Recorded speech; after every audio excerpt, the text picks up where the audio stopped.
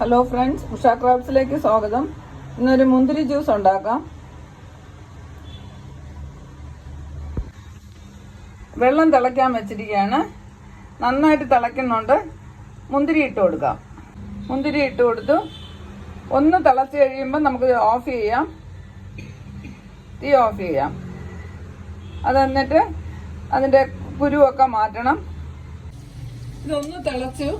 ഇത്രയും മതിയാവും. കളറൊന്ന് ചേഞ്ച് ആകുമ്പോഴത്തേക്കും ഇതിനെ ഊറ്റി തണുത്ത വെള്ളത്തിലോട്ടിടാം. ഐസ് വെള്ളം വെച്ചിട്ടുണ്ട്, അതിലോട്ടിടാം.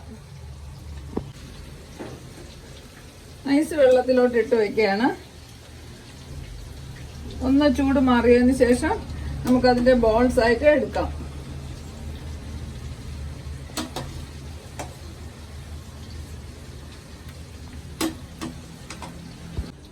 ഈ വെള്ളം ഒന്ന് മാറ്റി വയ്ക്കാം.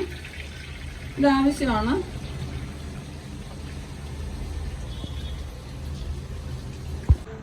ബോൾസായിട്ട് കുറച്ച് ഇളക്കി വെച്ചു. ഇനി ബാക്കി അതിൻ്റെ തൊലിയും കുറച്ച് മുഴുവനും കിടപ്പുണ്ട്. അതൊന്ന് അരച്ചെടുക്കാം. അതിൻ്റെ വെള്ളം പഞ്ചസാര ചേർത്ത് തിളപ്പിക്കാൻ വെച്ചു. നന്നായിട്ട് തിളച്ചു തുടങ്ങി. ഇനി നമ്മൾ അടിച്ചു വെച്ച ജ്യൂസ് അതിൽ ചേർത്ത് കൊടുക്കാം.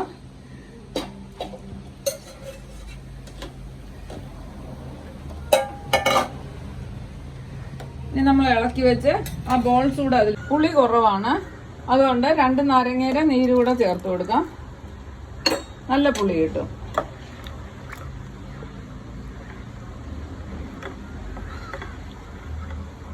നന്നായിട്ട് തിളപ്പിച്ചിട്ട് തണുപ്പിച്ച് ബോട്ടിലാക്കാം. നല്ലൊരു ഡ്രിങ്കാണ്. എല്ലാവരും ഇങ്ങനെ ഒന്ന് ചെയ്തു നോക്കണേ. ഇത് ബോൾസൊക്കെ തിന്നാൻ കിട്ടുന്നത് നല്ല രുചിയാണ്.